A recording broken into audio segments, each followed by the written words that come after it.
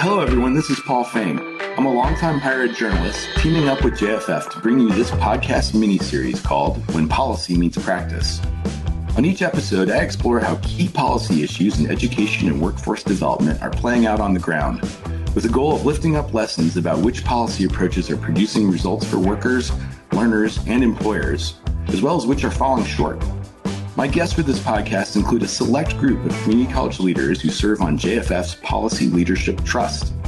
They share how their institutions are changing to help students and their local economies, as well as how federal and state policy are enabling or impeding these efforts. Here's a flavor of what you'll hear from Episode 1 guest, Miami-Dade College President Madeline Pumariega.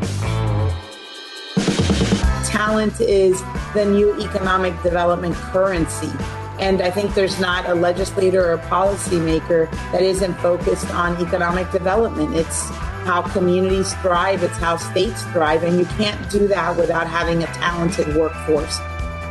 At the tail end of each episode, I chat with policy experts at JFF to make sense of what seems to be working and what doesn't, as well as what that should mean for the future direction of education and workforce development policy.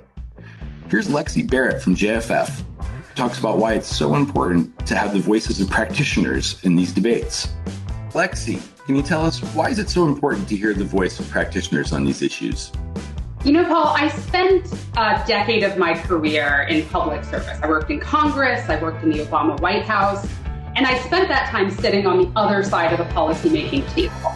And what I learned when I was doing that was that there were these huge gaps between the policies we were designing and the needs that I was hearing from people who had to implement them on the ground. And so the lesson I took away from that and I've brought to JFF is that in order to make sure that policy is doing what we want it to do, we've got to be talking to the practitioners who are actually the ones who have to work with this policy and make it work for them, make it work for their students.